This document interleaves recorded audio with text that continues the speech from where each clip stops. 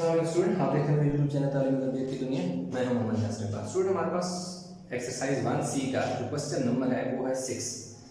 इसके पहले जो क्वेश्चन है वो हम कर चुके हैं, उनके लेक्चर अपलोड है, उनमें कोई कन्फ्यूजन है तो क्वेश्चन नंबर 5 है तो आप देख सकते हैं लेक्चर। अच्छा, क्वेश्चन नंबर 6 में वो ये कह रहा है कि एक चारा है 1260 कैटल्स है, मतलब 1260 हमारे पास क्या है मवेशी हैं, कैटल है, और उनका 50 डेज के लिए चारा हमें दिया गया है।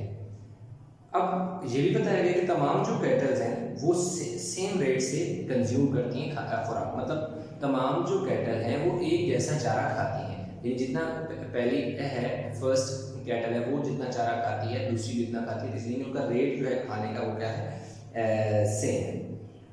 अब हमने फाइंड ये करना है that number of cattle and equal consignment of fodder can feed for 75 days, or the number of days an equal consignment of fodder can last if it is used for 1575 cattle। सादा अल्फाज में समझा दो दोनों चीज़ें। अब एक वो क्या कर रहा है, एक में वो नंबर ऑफ डेज जो 50 हैं उनको बढ़ाकर 75 कर रहा है, तो हमें ना क्या करना है कि नंबर ऑफ कैटल बतानी है। दूसरे में वो ये कह रहा है कि उसने नंबर ऑफ जो कैटल हैं वो 1575 कर दी है, 1260 के बजाय उसने जो कैटल की तादाद है वो बढ़ा दी। पहले में उसने नंबर ऑफ डेज बढ़ाए, दूसरे तो नंबर ऑफ डेज बढ़ाए, दूसरे में उसने नंबर ऑफ कैटल्स बढ़ाए। अगर नंबर ऑफ कैटल्स उसने बढ़ा दी तो नंबर ऑफ डेज हमने बताने हैं, और अगर नंबर ऑफ डेज उसने बढ़ा दिए तो नंबर ऑफ कैटल्स हमने बताने हैं। आसान अल्फाज में कुछ क्वेश्चन की ये नेचर है। तो हमने ये किया कि फर्स्ट करते हैं कि नंबर ऑफ डेज x है, नंबर ऑफ कैटल जो y है, अकॉर्डिंग टू गिवन कंडीशन, जो उसने कंडीशन लगाई according to given condition x is inversely proportional to y। Inversely proportional इसलिए होता है कि जब एक चीज को आप क्या करते हो बढ़ाते हो तो दूसरी चीज कम हो जाए, यानी अगर नंबर ऑफ कैटल्स आप बढ़ाओगे तो नंबर ऑफ डेज कम हो जाएंगे, और अगर नंबर ऑफ डेज को बढ़ाओगे तो नंबर ऑफ कैटल्स कम हो जाएंगी। तो इनवर्स प्रोपोर्शन ये होता है कि एक चीज को बढ़ा देते हो, अगर एक वैल्यू को आप बढ़ाते हो और दूसरी वैल्यू क्या हो जाती है कम हो जाती है, तो इसको कहते हैं इनवर्स प्रोपोर्शन। यानी सादा अल्फाज में अगर हमारे पास 10 बंदे हैं और 20 रोटियां हैं, अब अगर हम बंदे क्या कर रहे हैं 15 कर रहे हैं, तो पहले 10 बंदे थे 20 रोटियां थी तो हर बंदे को 2-2 रोटियां मिल रही थी। अब अगर बंदे हो गए 10 के बजाय 15, बंदे बढ़ा दिए तो रोटियां तो कम हो जाएगी ना, अब 2-2 रोटियां तो नहीं आएंगी। बंदे कितने हो गए 15 हो गए, रोटियां हमारे पास कितनी बची जो है टोटल 20 है, तो रोटी कम पड़ जाएगी। और इसी तरह अगर बंदे थे 10, रोटियां थी 20, तो अब बंदे क्या कर दो, पहले 2-2 रोटियां मिल रही थी, 10 के बजाय अगर बंदे में 5 कर दो, 10 बंदों के बजाय अगर मैं बंदे 5 कर दूं तो क्या होगा कि हर बंदे को जहां 2 रोटियां मिल रही थी अब 4 रोटियां मिलेंगी, यानी बंदे मैंने कम किए रोटियां बढ़ गई। तो इसको क्या कहते हैं इनवर्स प्रोपोर्शन, कि एक वैल्यू जो है अगर आप बढ़ाते हो तो दूसरी वैल्यू कम हो जाती है, या दूसरी वैल्यू को कम करते हो तो दूसरी वैल्यू बढ़ जाएगी। तो इस सूरत में ऐसी सिचुएशन में हम क्या कहते हैं, इस रिलेशन को हम क्या कहते हैं इनवर्स रिलेशन कहते हैं। तो ये जो है हमारे पास इनवर्स रिलेशन है। x ये इसे कहते हैं साइन ऑफ प्रोपोर्शनलिटी, इसको आपने हटा देना, इक्वल का लगा देना और साइन के 1 ओवर y, तो x is equal to k 1 k over y हो जाएगा, इसको आप 1 कह दोगे कोई। और देखें जब भी प्रोपोर्शनलिटी का साइन हटाते हैं तो इक्वल लगा के k लगाते हैं, यानी कांस्टेंट लगाते हैं। तो k हमारा हमने कांस्टेंट की जगह क्या लगा दिया k लगा दिया। अब उसने हमें क्या बताया हुआ है, x की वैल्यू उसने हमें कितनी बता दी, x इज इक्वल टू उसने हमें बता दिया 50 नंबर ऑफ डेज, यानी नंबर ऑफ डेज जो है दैट इज x। बेशक आप इस तरह लिखना चाहो या आप लिख लो number of days is equal to x is equal to 50, और दूसरा हमारे पास number of cattle that is equal to y is equal to 1260 है। अब क्या है, इस वाली को वैल्यू पुट करो, x है, x की जगह देखो कितना आ जाएगा 50 आगे इक्वल का साइन है, ये देखो इक्वल का साइन, के हमने फाइंड करना है और y की जगह यहाँ पर कर दो 1260। तो अब क्या हो जाएगा, हो ये जाएगा कि 50 multiply by 1260 is equal to k की वैल्यू।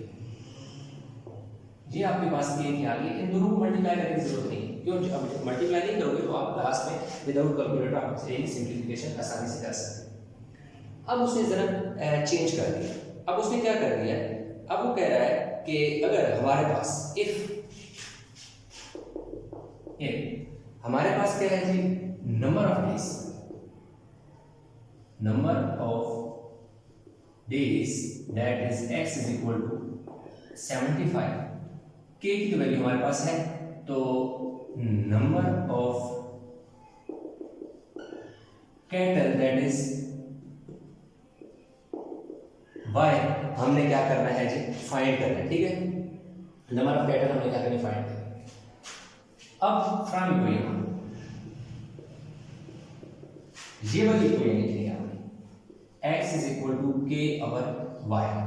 फाइंड आपने क्या करना है, y फाइंड करना है, इसलिए y को मैं इस तरफ लिख देता हूं और k अवर x, ये जो x था ये y की जगह देखो चला गया और y x की जगह चला गया, क्यों? ये दोनों आपस में इन्होंने जगह चेंज कर ली, क्यों? हमें y चाहिए था, y इसी तरह लिखें, k की वैल्यू कितनी है, 50 multiply by 1260 divided by x की वैल्यू कितनी है, 75 है।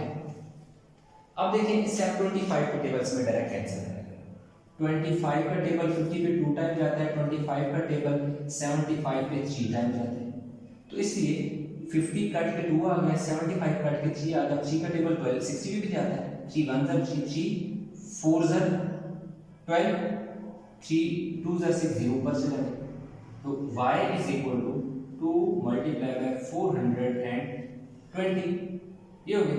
अब क्या हो जाएगा, y is equal to 048 cattle, तो हमारे पास क्या आ जाएगा, 840 कैटल जो है हमारे पास आ जाएंगे। तो अब हम क्या लिखेंगे इसमें, देखें क्या हुआ, ये इनवर्स रिलेशन क्यों बना, ये देखो इनवर्स रिलेशन क्यों, कि उसने क्या कहा, पहले 50 दिनों के लिए चारा दिया हुआ था, फिर क्या कह रहा है, मेरा 50 दिनों के बजाय क्या करना है, 75 दिन के लिए करना है। अगर 75 दिन के लिए करना है, दिन क्या कर दिए, ये देखो रिलेशन में यहाँ पर लिख दिया, हमारे पास क्या है जी, नंबर ऑफ डेज है, यानी कि डेज है, और दूसरा क्या है, कैटल। डेज हमारे पास कितने थे जी, पहले उसने हमारे कितने डेज दिए थे, तो आई थिंक 50 डेज दिए थे, x की वैल्यू, यस कितने दिए थे, 50 दिन दिए और 1260 क्या दिए थे, कैटल। अब देखो कह रहे हैं कि 50 के बजाय अगर कह रहा है नंबर ऑफ डेज 75 कर दो, तो उसने क्या कर दिया, नंबर ऑफ डेज को इंक्रीज कर दिया, बढ़ा दिया। अगर नंबर ऑफ डेज उसने बढ़ा दिया तो नंबर ऑफ कैटल जिसको हमने y कहा हुआ है, डेफिनेटली वो क्या हो जाएंगे, कम हो जाएंगे, क्योंकि ज्यादा दिनों, और उसने क्या कहा था कि सेम जो है वो चारा खाती है, यानी उनका जो लेवल है, अगर एक कैटल 3 kg खाती है तो उसने 3 kg ही खाना है। अगर 1260 यानी 1260 कैटल 50 दिन के लिए हर कैटल जो 3 kg को खाती है, तो फिर वही कैटल 1260 75 डेज तक तो हर कैटल 3 kg नहीं खा सकती। हमें क्या करना पड़ेगा, कम करना पड़ेगा, किसको कम करना पड़ेगा, नंबर ऑफ कैटल्स को। तो ये देखो लास्ट प्रूव हो गया कि 1260 के बजाय कितनी कैटल करनी पड़ेगी, 840 करनी पड़ेगी। इसलिए ये इनवर्स जो है रिलेशन है कि एक वैल्यू बढ़ाई है तो दूसरी वैल्यू कम होगी, यानी नंबर ऑफ डेज बढ़ाए, यानी 50 के बजाय 75 किए, तो number of kettles that is 840, तो नंबर ऑफ कैटल क्या होगी, कम होगी। अच्छा, इसमें उसने कोई रिजम्पशन वगैरह का तो जिक्र नहीं किया, तो हम सिंपल लिख देंगे 840 cattle consume the food for 75 days, यानी हमारे पास क्या हो जाएगा 840 जो कंज्यूममेंट ऑफ ऑर्डर ये 75 डेज के लिए क्या करेंगे वो करेंगे। तो ये तो हमारे पास इसका 6 का पार्ट 1 हो गया। अब हमने चलना है 6 के जो पार्ट 2 है उसकी तरफ हम चलते हैं। अब जो तो इसलिए आप इसको उतार लें। चलिए ये वाला उतार लेते हैं।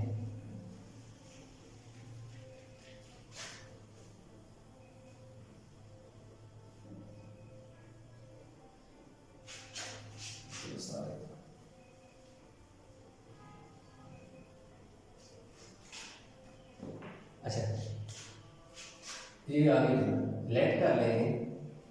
जो हमारे पास क्या था जी नंबर ऑफ डेज एक्स है और नंबर ऑफ कैटल वाई है। फिर उसी तरह लिखेंगे according to given condition. According to given condition में क्या है कि x is inversely proportional to y, x is equal to k over y। यहाँ तक तो पिछला क्वेश्चन भी इधर तक सेम है, ठीक है। अब उसने हमें जो क्या कर दिया, और दूसरी बात है कि हमारे पास k की जो वैल्यू है वो तो इसी तरह हमने क्या कर लेनी है निकाल लेनी है। तो कैसे कि 50 is equal to k over 1260, तो k is equal to 50 multiply by 1260, यानी यहाँ तक आपने k की वैल्यू तक क्वेश्चन जो फर्स्ट पार्ट है वो यहाँ तक तो सेम करना है। क्वेश्चन चेंज होगा आगे जाके, जिसमें वो क्या कह रहा है कि x की वैल्यू हमें क्या करनी है फाइंड करनी है। हमने क्या करना है नंबर ऑफ डेज फाइंड करनी है, number of days. Question part 2 में हमारे पास क्या था नंबर ऑफ कैटल हमने फाइंड की पहले वाले पार्ट में। उसने नंबर ऑफ डेज हमें दे दी, 50 के बजाय उसने 75 कर दी, यानी नंबर ऑफ डेज उसने चेंज किए लेकिन नंबर ऑफ कैटल्स हमने बताए।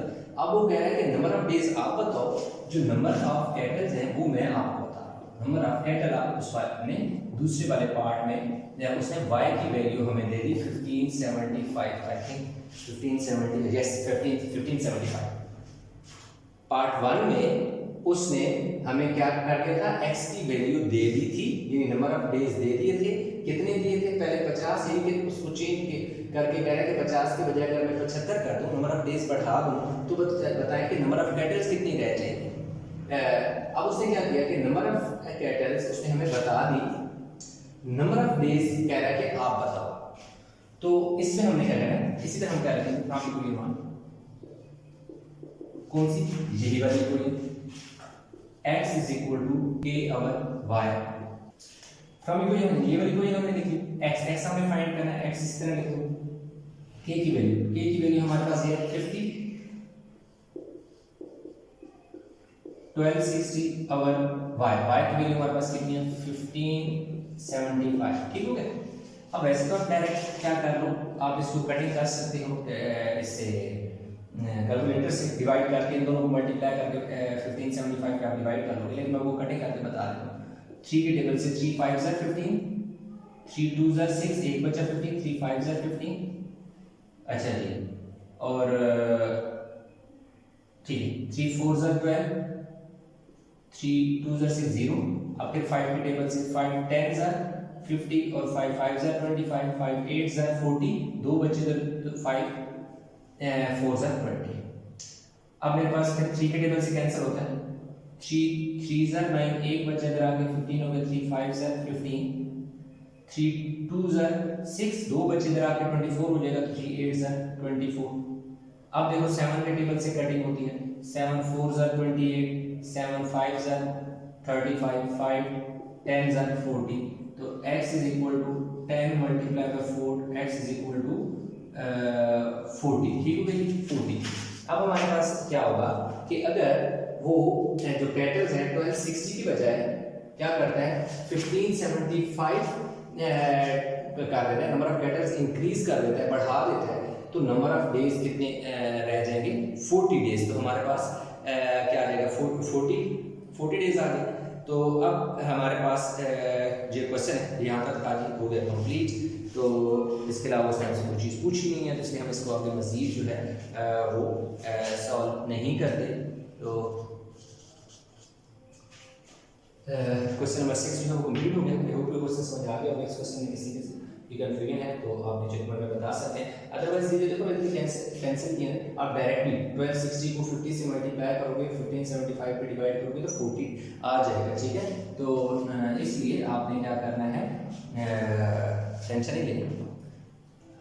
किसी किस्म की कन्फ्यूजन है इस क्वेश्चन में तो नीचे कमेंट में बताइएगा। इसके अलावा जो बाकी के क्वेश्चन है इस चैप्टर के वो मैंने अपलोड किए हुए हैं। इस एक्सरसाइज के भी क्वेश्चन जो है अपलोड है, उनमें कोई कन्फ्यूजन है तो मुझे ज़रूर बताइए कमेंट में।